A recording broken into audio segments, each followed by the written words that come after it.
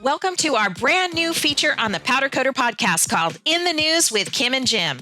Get ready for a fast-paced discussion on topics including coatings news, industry trends, climate initiatives, the right to repair, innovations, and more. Join me along with my co-host, Jim Kunkel, as we bring you what you need to know and maybe some of what you don't. Stay relevant in your business and stay tuned for our brand new Power Hour, where the temperature rises and every minute counts.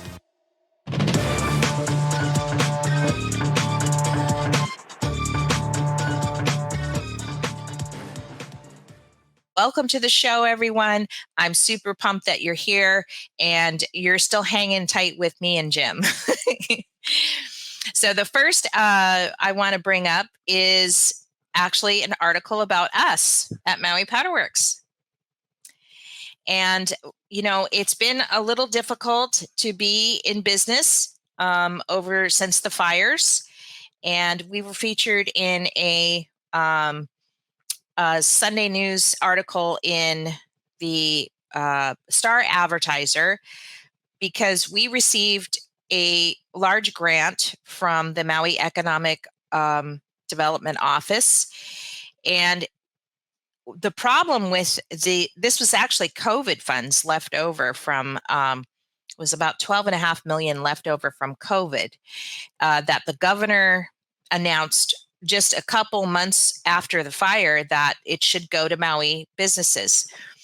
We're very grateful for the grants that we received, but some of the hangups was how to distribute the money because these were COVID funds and they were federally mandated to be distributed in a certain format or a certain way, which didn't quite meet the governor's intention of trying to get these funds out quickly to help people. So what ended up, happening was it was mandated, and then it went into this decision making on who was going to do it, how they were going to do it, and when they were going to do it. And it took another 6 months after that to figure that out. Part of the distribution of this one grant that we received, we have to participate in a strategic planning cohort put on by American Express and a few other people here in the state.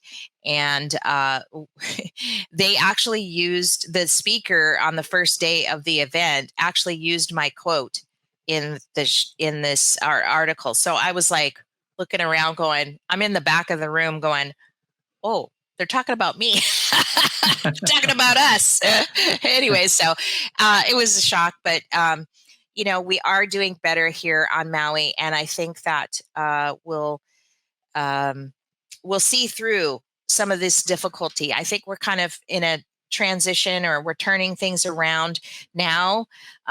Things are starting to get busier again with the construction going on Maui. So I think we're years away from rebuilding Lahaina for sure, but for now we're happy and grateful for the jobs that we get. So it's coming around.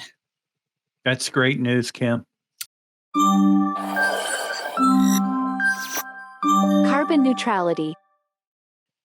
Well, what I want to open up with is that the Green Building Alliance just launched a new guide to net zero.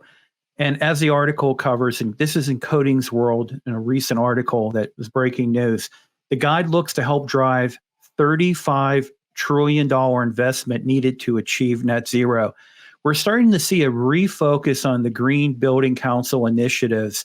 And I've had an opportunity recently to participate in basically a carbon neutral coatings webinar that was done with architects related to green building. And it's interesting to see where the future is when it comes to these initiatives that were kind of started, I'd say, in the late 80s into the 90s.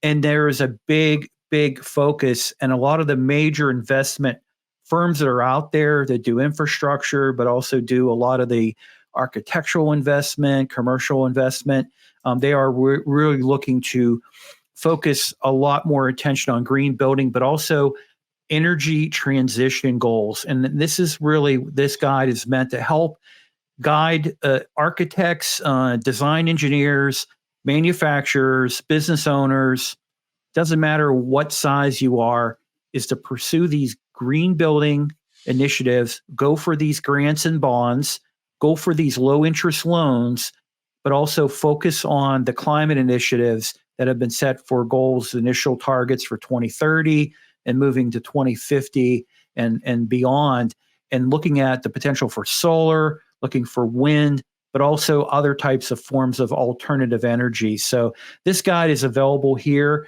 And as it says here, Financing Transformation, a guide to green building for green bonds and green loans, details how various building verification and certification standards can be used to comply with global classifications and bond frameworks, setting the pathway for the global built environments to meet a sustainable 1.5 degrees Celsius climate threshold. This is the idea of trying to curtail global temperature, the rising temperatures. And it says a quote in here from Charlesworth here, the Gillian Charlesworth, CEO of BRE, which is a major a holding company of property. By unlocking significant capital, we can drive the essential decarbonization of our built environment despite the inherent challenges.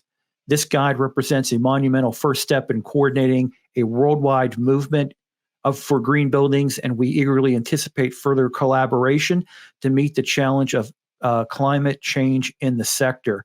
And so, you're looking at roughly buildings today really kind of represent about 30% of the energy demand globally.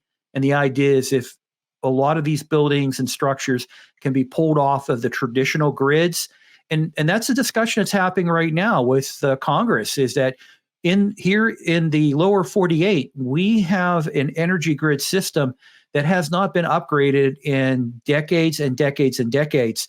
And as we're adding on electric vehicles, as we're adding on more data centers for AI initiatives, we just don't have the infrastructure to support the energy demand. And so now it's really going to be not an argument anymore about fossil fuels, coal, and everything. It's going to be, it doesn't matter. We need to do a little of everything, including nuclear, to be able to meet the high demand of energy, to be able to maintain, sustain, and grow when we have all these infrastructure needs. So I really applaud the Green Building Initiative because I used to participate in the late 90s in Green Building Initiative projects. And I was always amazed to see exactly with the green roofs, with repurposing rainwater that would come off the building and collection, even related to on-site waste treatment and things like that. These are amazing things that are done.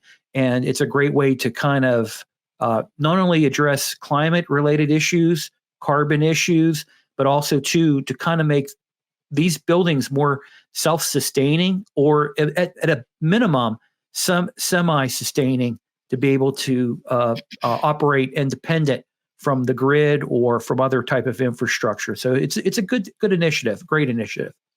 I couldn't agree more. And I think that, despite all of the overreaching and spin on globalists taking over people's lives and stuff like that, I think that you're starting to see the more reality behind the net zero green building. And that goes hand in hand with Department of Transportation, cars, and other alternative ways to get people around town, or get them to their destination without the overuse of cars and gasoline, fuels, fossil fuels, and stuff like that. So I think you're starting to kind of see some of the more, I guess the larger global companies start to turn and pivot a little bit more towards this. It's certainly, I guess if it takes fear and I don't know, just fear of planet Earth, of sustainability, or will we live? We're on an island on a planet kind of thing. If it takes that to get these companies to kind of move around, maybe it's worth it in the end. But I have my next article is kind of ties into what you're talking about a little bit. It is based in Hawaii, and anybody that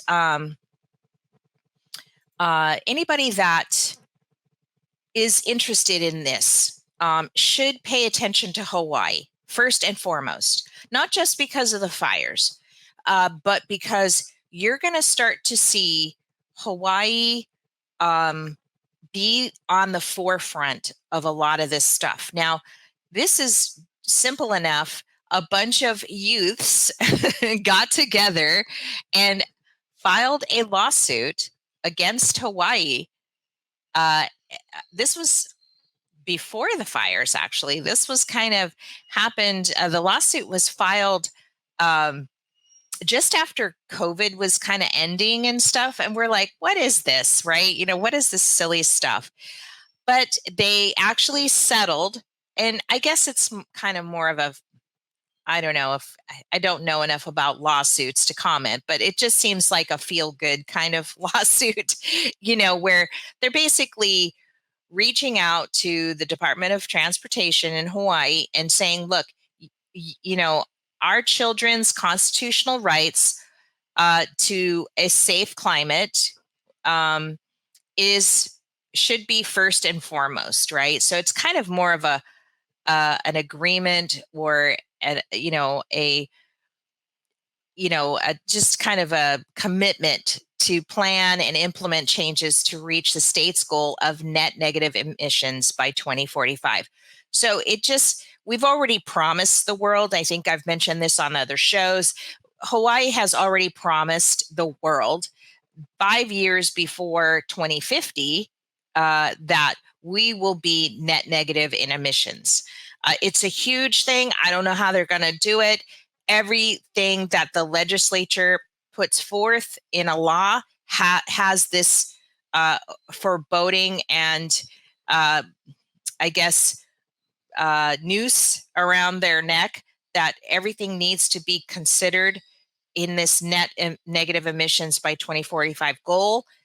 So you're going to start to see Hawaii first and foremost on all of the front level state laws in terms of moving forward, moving this goal forward. So pay attention to Hawaii. I know it's hard to do, but we'll try to continue to bring it up here on the news with you guys. But I guess it's it's just, I don't know. It's just a reaffirming of the goal that they set out and kind of holding their hand to the flame. What do you think about that, Jim? Well, I think for me is that we've had a couple decades of focus on fear. I remember Ted Danson back in the 90s saying that the oceans will be dead by the year 2000. And we remember, Al Gore. And they're not. And you remember, Al Gore's, predictions and things like that. That's fine. If that's how you want to convince people to change, you put fear into them, insert, uncertainty and fear and everything like that. But what really works is we've got a neighbor planet called Venus, and it had a carbon that basically its whole atmosphere is carbon dioxide. Mm-hmm. So it's a runaway atmosphere. It's a greenhouse. It's 900 degrees Fahrenheit all day long. Sulfuric acid, rain. I mean, it's a hellish planet. Yeah, it's a hellish place. Yeah. So we know what can happen when you have too much carbon. Mm-hmm. We do know that carbon's produced from different sources, fossil fuels being it. We found fossil fuels hundreds and hundreds, maybe even 1,000 plus years ago, right?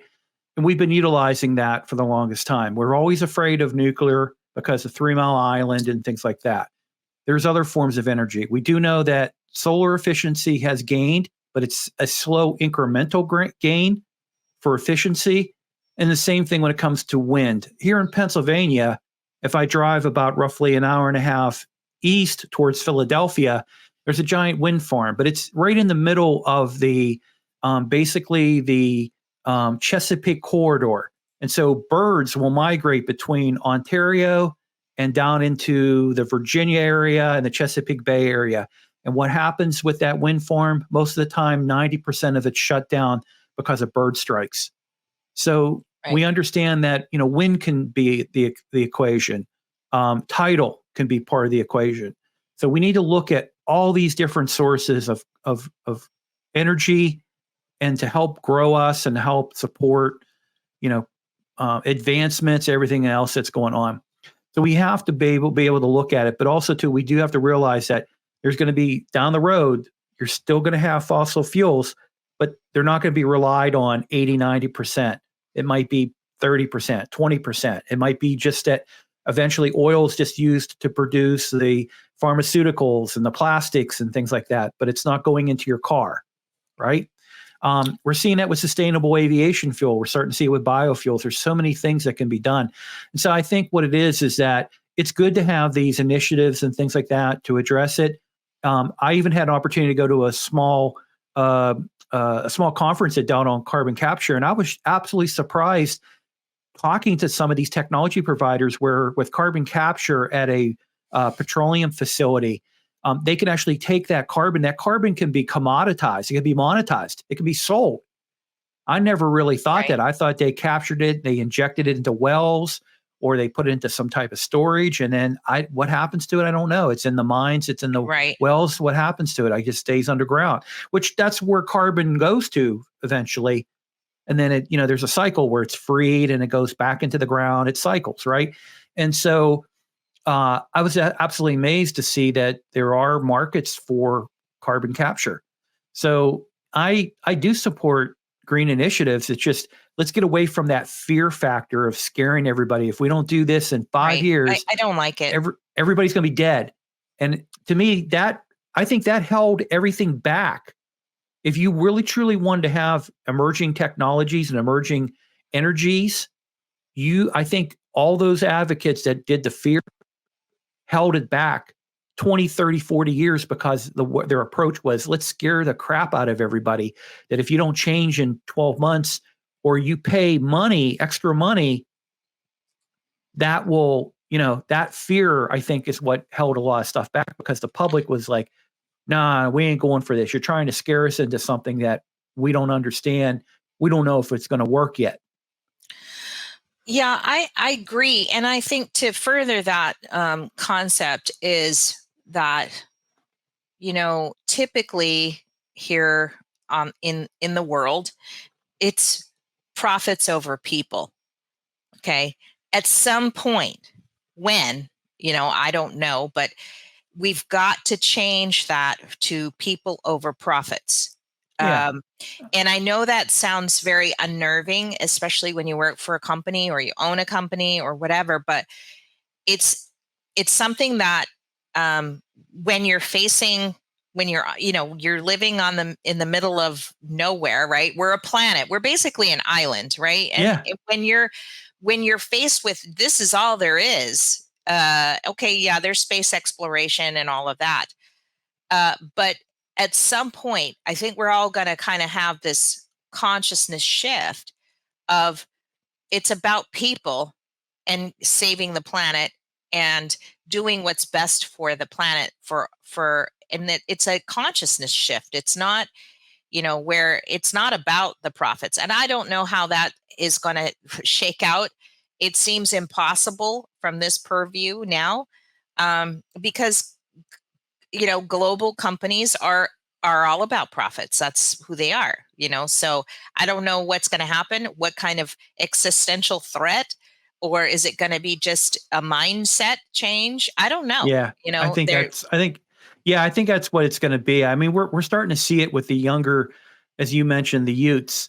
We're starting to see it with the younger generations where, they're coming into companies and they want to participate from entry level with decisions that are made at the company. There was a discussion I had with several, I'm, greatly, or let's say rapidly approaching 60.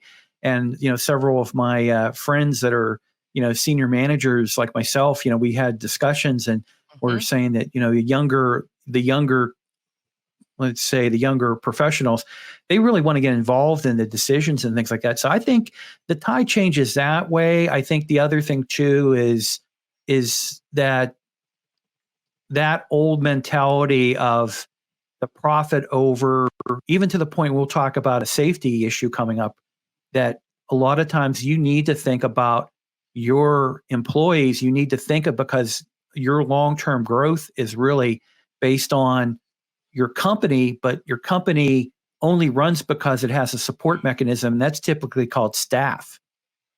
Right. Because you can't do everything. I mean, I've yet to meet a CEO or an executive that can do all the jobs and he doesn't have to worry about hiring people. So you really need to have a good network behind you of people that are focused in the same thing that you are.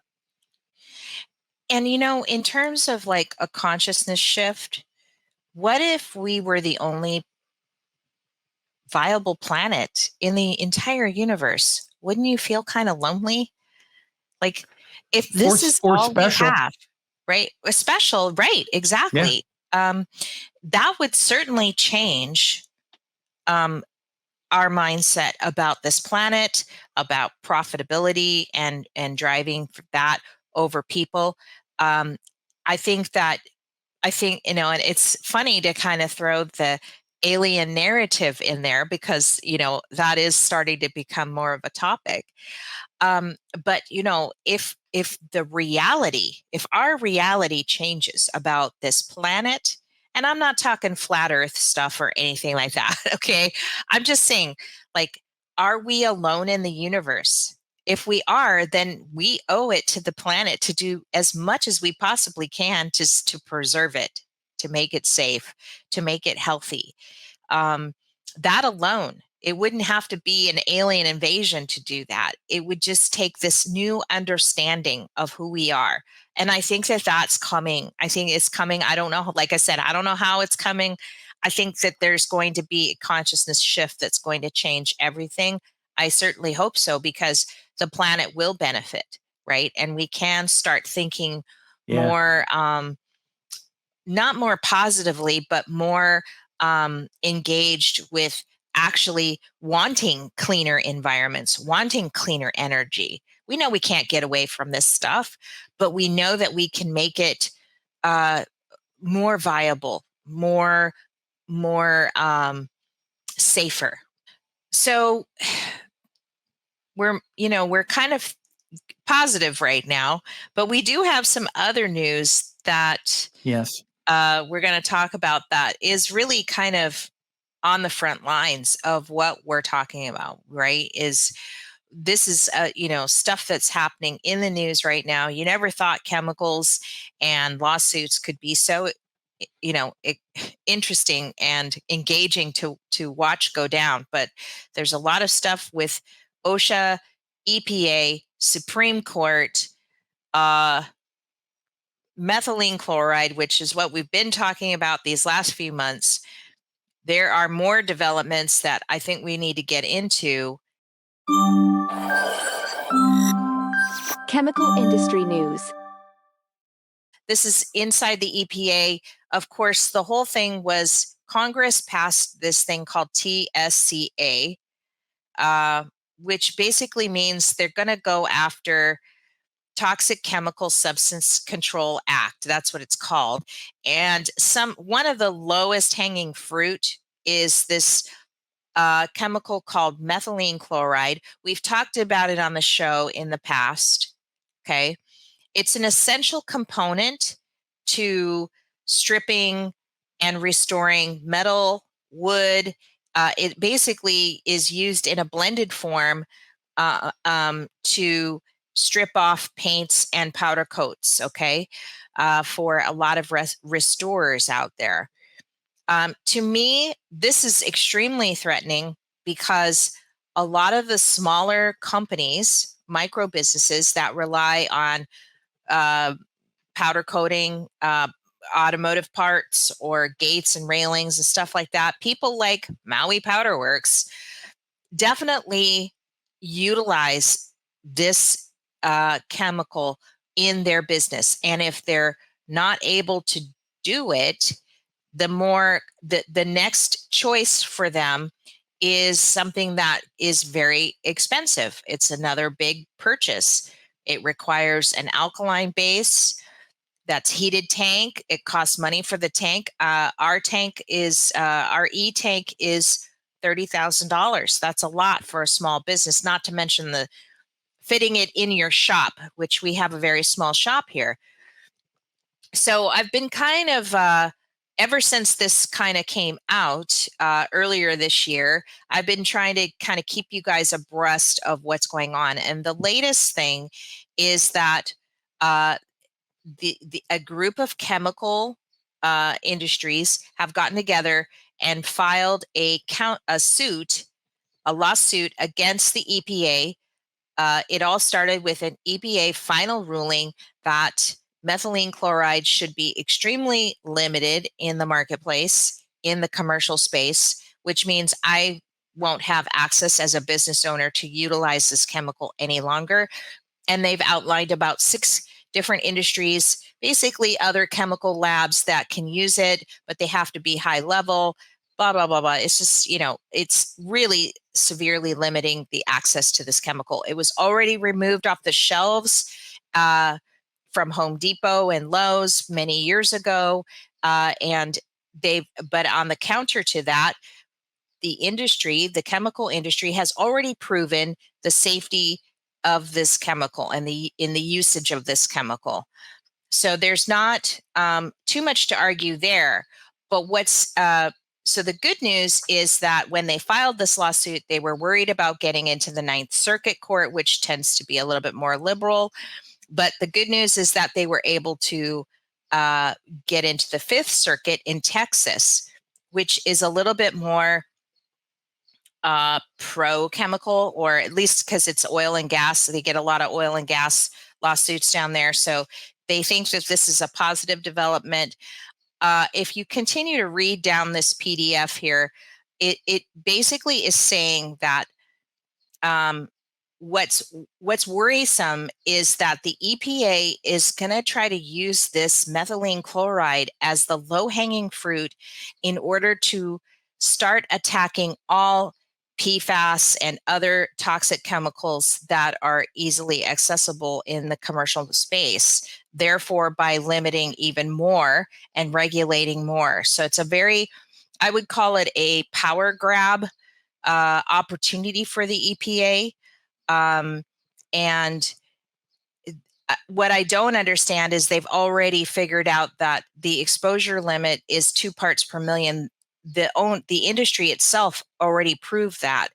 So what possibly could be an answer to this is just more OSHA specification and procedural stuff in the workplace. So that's the development lately, and what I think is a far overreach by the EPA to kind of go after methylene chloride in the attempt to open up a pathway to limit other volatile compounds and stuff. So that's what we'll put this PDF hopefully up in the links below. But main thing is we'll continue to keep you abreast, and I've got some more news with that too. But we'll bring that up later because, like I said, a lot is unraveling about this methylene chloride ruling and some of the fallout that's happening now. So I know you've got something to share, but that's what I wanted to share, just to kind of kick this segment off about what they're trying to do. And I don't know if you have any comments on that, Jim, but it's further developing. I think too, and I think we're going to be talking about it related to Chevron and, about the determination with the Supreme Court yesterday. But that really has a lot to bear with this. The other thing too is when dealing with the EPA, they need to really have a longer window where they do have the ability to make determinations like this, a longer window and a more fair and balanced neutral stance to say, listen, as much as we are going to hone in on the negative, reports about certain chemicals, we also want to have other providers coming in to show safety related testing, the impact, the economic impact, and try to make a decision and have public commentary to kind of, if they're going to make a major change like this, to your point, this is going to unravel so many different businesses. A lot of businesses are going to go literally out of business because they can't afford to do the $30,000, $50,000, or they're going to have to upgrade. I mean, could you imagine if, in order for you to survive your business now, because you're relying on this, now you've not only got to add a, $30,000 to $50,000 tank and a heater and all this other stuff, you have to move from a sized building that was perfect for your business to a bigger building, which you're not going to utilize other than having this tank in there. Again, I don't know how you have can to really have justify. a certain level of restoration work to begin with, or at least build it up more in order to accommodate the trade-off. You don't realize how much your electrical costs will go up to have a heated tank. And that was one thing I overlooked in the purchase of the tank. They're very expensive. I mean, in terms of a small business scaling up, and powder coating is a very heavy, expensive equipment business to get into. Whereas use of methylene chloride can help you scale that, right? So, it requires electricity. And if you're using it during the day, guess what? We're in a higher rate category now. So it's a solution, but it's not a solution that's going to be for everyone, right? Exactly. Powder Coatings News. The next article that I want to cover is related to a finding that was reported yesterday. I got a pop-up message on this. It's a Houston metal powder coating operation. They go by the name of Outdoor Furniture Refinishing, but they're also known as Allied Powder Coating. And this goes back to a initial investigation back in 2023.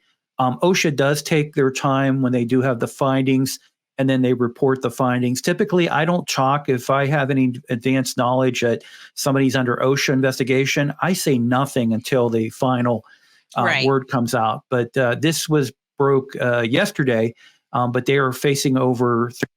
It's roughly about close to $340,000 in fines, and this is related to respiratory. That's just blatant, though. Hazards.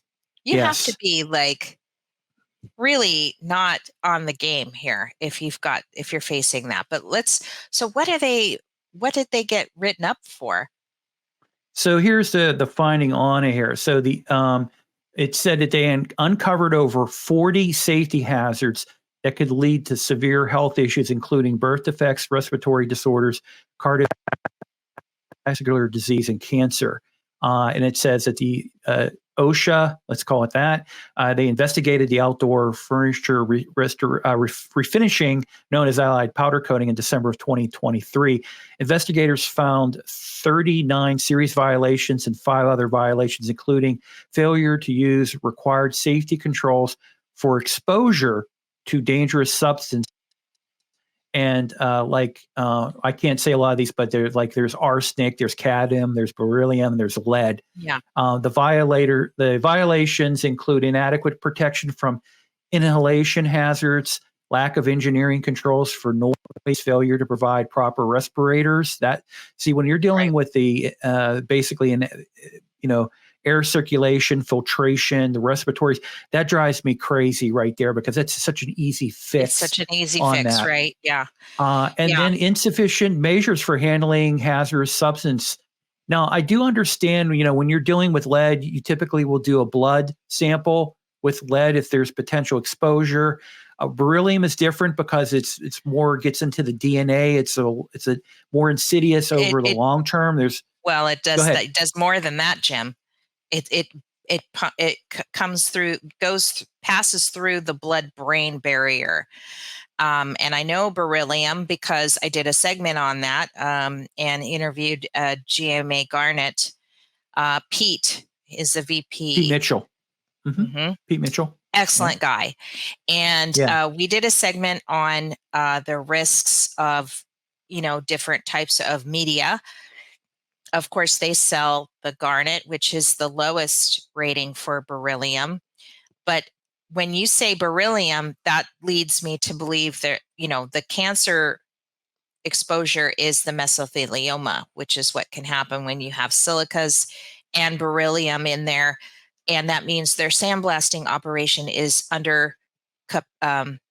doesn't have the capacity to handle the kind of level that they're doing. And it can lead to metal sickness, silicosis, and beryllium exposure. So that's actually pretty serious. And it's probably, in my experience in interviewing all these experts on sandblasting, is the rate or volume of dust that is going on in the blast room. And you need to have a powerful enough system in order to filter all that dust to keep the air clean. So I would say it's probably, out of all these 40 safety hazards, a lot of it is probably around their sandblasting capabilities. Yeah, definitely. Completely underutilized. But the lead, probably they're blasting a lot, although a lot of furniture is aluminum. So I'm not sure where the lead comes in if they're mostly doing furniture, metal furniture. There is, and this, for my experience, typically where lead becomes a thing, even though they're claimed as being outdoor furniture, they probably do other type of projects. Right. In Pennsylvania, we have a lot of legacy bridges. They're historical landmarks. They're the plate bridges. They're the stone bridges with steel and everything like that. And a lot of them have ornamental pieces, eagles, globes, right, other type of ornamentals, and those tend to be also covered with lead. And the rule is, once there's lead on something, there's treated as lead all the time. Because I've had people say, "No, we blasted all the lead off." Did you? To me, it's like, I think you have to treat it once there's lead. And we had an interesting thing that goes back over a decade ago, where some blast and paint shops got in trouble because they were taking these ornamental pieces, blasting them. They would collect the blast material, and they would just go through normal processing, recycle it. Yeah. And it wasn't being treated as lead contaminated blast material. So they would recycle it, or they would dispose of it normal ways. And ultimately, and the state of Pennsylvania got in trouble for this, or what we call PennDOT. Ultimately, what happened was the court ruled that the blast and paint shop, yes, they are liable, but the owner of the lead was the state of Pennsylvania, and they also got in the process of being in violation and a fine. Now, the blast and paint shop pays a fine, and they suffer a business impact. The state of Pennsylvania, they have to pay a fine, but it comes out of the taxpayer dollars. But it also woke up the state Department of Transportation to say, hey, we've never viewed these ornamental pieces properly. We've always required the bridges to be blasted and considered to have the requirement of contractors that can do lead work, because this bridge 100 years ago had nothing but lead paint on it for 50 years or longer. Now we have to not only have the contractors that do the field work on the bridge structure, but also the blast and paint shops. They need to have the proper training, certification, whatever is required to handle that as a hazardous material, even though it's a ornamental giant eagle or a giant globe or whatever it might be. Right. Yeah. And I'm wondering, they must have an account that has like a lot of cast parts that they're having to blast and powder coat or something like that. It's got to be. Yeah. Because to your point, I think with outdoor furniture, I don't know where you would get the lead, especially it's 2024. My grandmother's furniture, I think we got rid of it back in the 80s, maybe in the 90s. And, that stuff I would say probably had lead paint on it. Yeah. We went to their website. I didn't see anything there that was just strictly lead or we we did check out their website really quick this morning before we hopped on just to see anything. But that's, Yeah. On one hand, I feel for the business owner, I agree. Some powder coating, restoration powder coating is difficult to price or difficult to make profit off of, because when you're in that business, and we do have a business here on the island that focuses only on resort patio furniture, which is mostly aluminum. I don't know how the guy makes money, to be honest with you, because he's not doing a full restoration from what I understand. He's just sanding it and then recoating it. That's one thing, and resorts are not willing to, and big accounts like that don't want to pay a lot for their furniture to be restored. And yet it's a lot of labor to take the slings off, to put the slings back on, even if it is American made and you can get replacement parts for it, it's still difficult to restore outdoor patio furniture, or at least the aluminum brands. So it was only because he didn't have time to give us their custom work, to do the custom work he was getting. He ended up sending all the custom work to us, which was fine by us because we didn't really want to do what he did. So, interesting story. It would be neat to kind of maybe try to interview them and see what is the story behind the story kind of thing. So we'll see about that. Supreme Court rulings. When you look at the different agencies, so Congress has set up over the history of Congress, agencies are set up. So they're basically appropriated, they're voted on, and they're established through Congress. Congress sets certain type of guidelines and mandates for them. They have oversight of these different federal agencies. In the past, there had been this, what they call a Chevron doctrine, where the individual agency could kind of make up their own rules. They didn't have to go to Congress and to get them to say, hey, we want to make this rule. Can you approve this for us? Which is the way it's supposed to be. They would just reinterpret things and just do it without really doing any type of really legal review, going back to Congress saying, hey, we're not quite sure about this, but this is what we want to do. Is this okay? And the vote's done. And yes, it is. This is how it goes. They notify all the businesses out there. So what was happening was you have these federal agencies that could just make up their own rules as they go along. They could change them at any time. They could reinterpret them. They could go way further and reach deeper. And really, they were causing a lot of havoc for businesses where, businesses would try to go a certain direction. And then they would find out, hey, yeah, you were going this direction based on the regulations and the rules. But guess what? We're interpreting it this extreme way. And now you're screwed. And everything you've done, investment and building this infrastructure this way, you need to rip it out and change it and do this. And so what it did was it does stifle innovation, but also the free market, because now you could have a federal agency that could just, and on a whim, make up their own rules and regulations without any real oversight or determination by Congress. So now what this does, and this is probably in our recent history, one of the greatest rulings by the Supreme Court to say, listen, agency, if you want to make major changes, you got to go back to the authority. That's Congress. You've got to petition Congress and get them to buy into it. You got to have the public review and everything like that. And then if Congress votes on it and grants it for you, then that's the way it will be.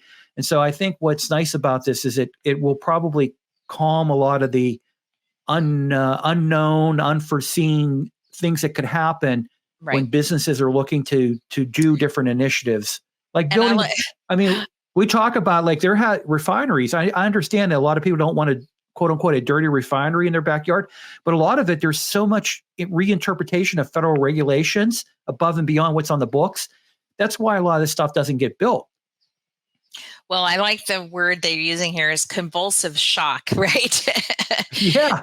Like, oh, you mean my evil plan isn't working, right? But I think what they're called it's called the Chevron deference, and basically what that means is that the Supreme Court that courts in general, judges, courts, are so stupid in making the right decisions over compliancy laws or compliancy rulings over chemicals or innovations that are bad for people or this or that, whatever the complaint or the lawsuit is about. They used to rely on the EPA and all these departments, regulatory departments in the federal government for an opinion, right, in the courts. They were deferring rather than having the judge figure it out, or because he doesn't know enough about XYZ chemical or XY, that they're deferring it to these federal agencies that somehow have some over authority or all knowing capacity to make an opinion in a court, in a rule of law, right? In a court situation. And so therefore can set these ambiguous policies, right, on and outcomes for rulings in court. So that is the convulsive shock, right? Is that at the same time, the EPA is going after methylene chloride as the low-hanging fruit. The Supreme Court, it basically throws out this ruling for future climate and environmental regulations affecting the EPA. So it kind of just gutted it a little bit, right? A full gut punch to this through the Chevron deference.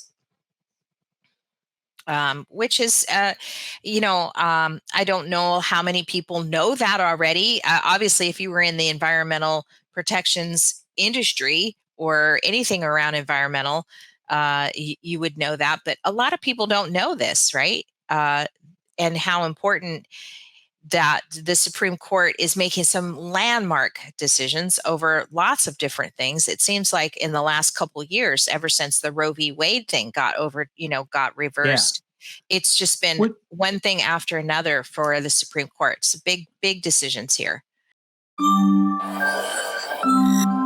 Tech, AI, and EVs. All right. So this is a webinar series that I've been attending.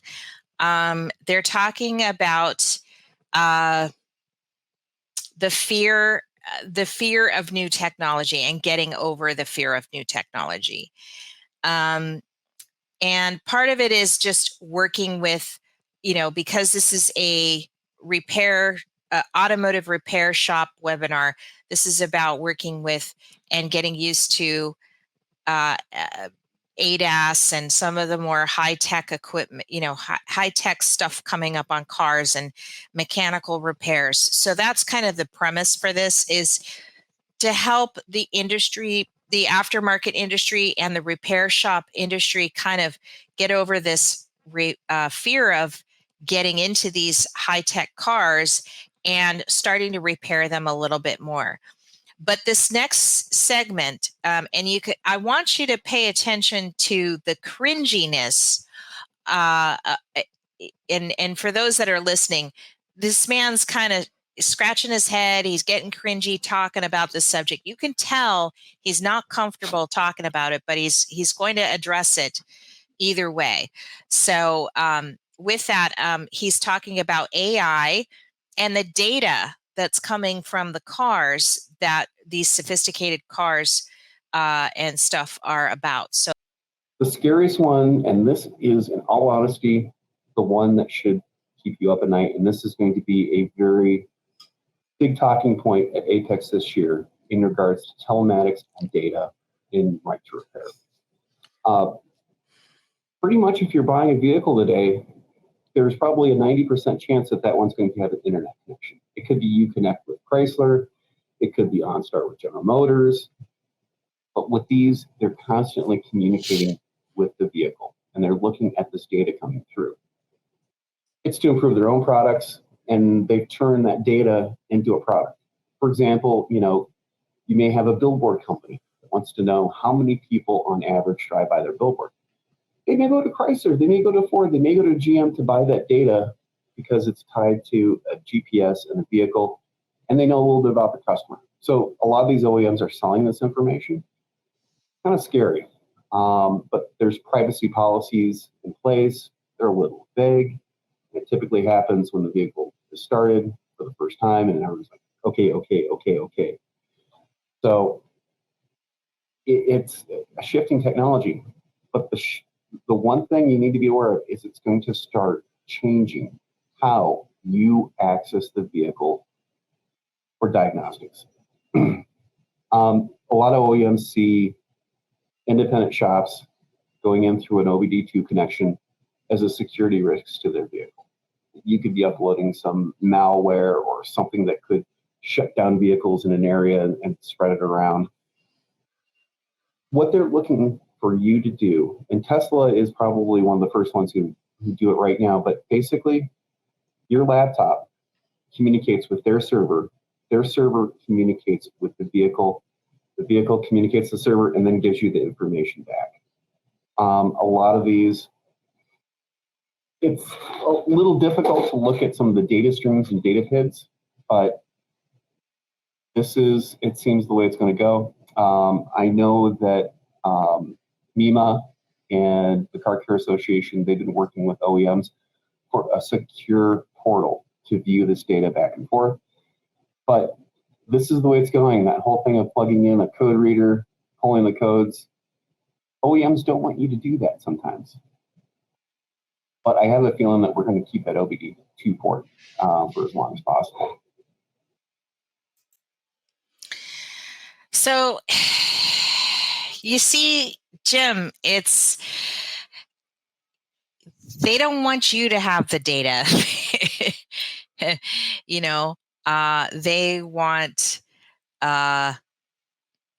They want to have the data.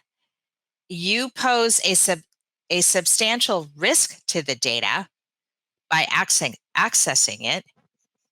Yeah. And it can lead to hackers getting into your phone, like how they could get into your computer or your phone. They could commandeer whole fleets of cars if they lose control of this data. And they can put you out of business. Like if that wasn't just like, this is a potential for you to get out of business, I don't know what is, right? So it's again, I look to, they said that they were going to talk about it a lot during APMEX. That's usually at the same time they have SEMA. It happens at the same time. This is one to watch for sure, and we'll continue to bring up any kind of news on it in the future, because again, it's related to right to repair. It's related to this EPA stuff with the methylene chloride. It's related to everything we've talked about today. Well, I mean, the other aspect of it too, I don't know if you had recently read this in the news, but as we're moving into more EVs, what the future looks like after EVs. In other words, what's the next thing that's going to be evolutionary jump on EVs, right? Right now we've got some limitations, 300 miles or whatever the mileage difference is, charging stations, all this other stuff. And battery technology, it's current. But listen, evolution goes on. These cars are going to get better. They're going to become more, more flexible, more options and things like that.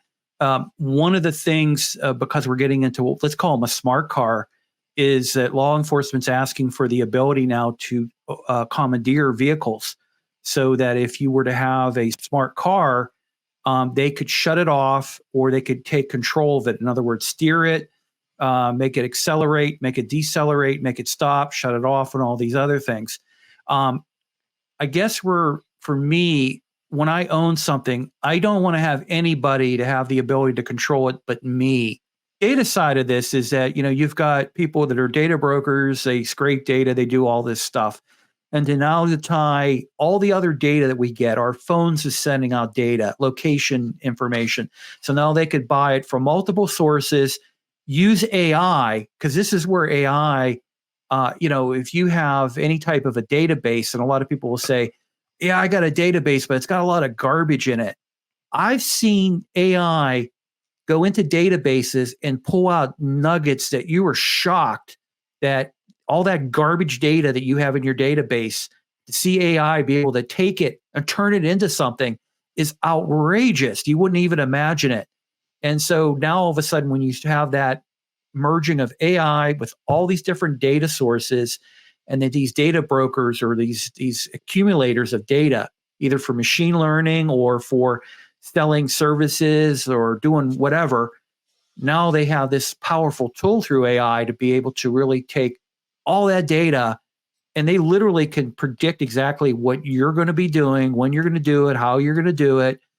When are we going to have this sea change of people over profits? I think that it's all kind of culminating into some, when you think about communication and AI, it's a sea change. And everything we're talking about here is so on point and relative. I'm happy that we have this show because we're trying to point out as many little blips on the screen as we can to kind of just keep everybody in the loop on it, because it's impossible to kind of, see it all, do it all, read it all, and I think people need to kind of hopefully, have one place where they can gain all this stuff and when, not be forever, searching, right?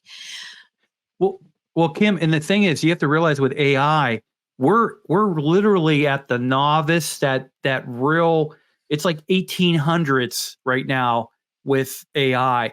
Right. We're slowly working towards what they call AGI, artificial general intelligence, which becomes more human-like. And then eventually you're going to get super intelligence, and then you'll have singularity. So again, no one really knows. We could be a decade to 30, 40, 50 years away from singularity. But when we get to singularity, you're not going to know if you're dealing with a human or an AI. And that is where things get really freaky and crazy.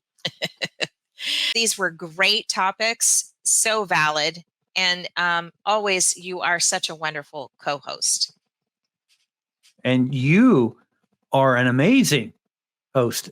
And I greatly appreciate this opportunity to talk to you, but also talk to our audience as well. And I encourage everyone to give us some feedback. Tell us some things that you want us to focus on. You want us to talk about trends? You want us to talk just about news, combination thereof? And then also, too, is anybody interested in maybe us doing some live streams or other type of special broadcasts? So, yeah, I think so. We're just in the early stages of this show, and I think it's just a matter of feeling our way through it. I certainly think that the content that we're bringing is relevant and relative to the industry. So thanks again. Where can they find you, Jim? Where mostly are you online? So really, for me, the best place to go to would be LinkedIn. If you're not on LinkedIn as a professional, make sure that you are on LinkedIn. You have a very good profile, completely done and adequately there for people to search. But reach to me, and you'll find me under not Jim, but James Kunkel. And you'll find different levels of content I do, and also some of the things related to my new LLC, which is called ProCoat Tech. I just released a video on Monday kind of explaining the genesis of ProCoat Tech and also my phase 1 content strategy. So you'll find that on my profile if you do check me out on LinkedIn. Awesome. All right. Well, thanks for joining us today. I look forward to the next month's show, August. We'll see what we'll come up with and comment on. Have a great day, everyone. Aloha.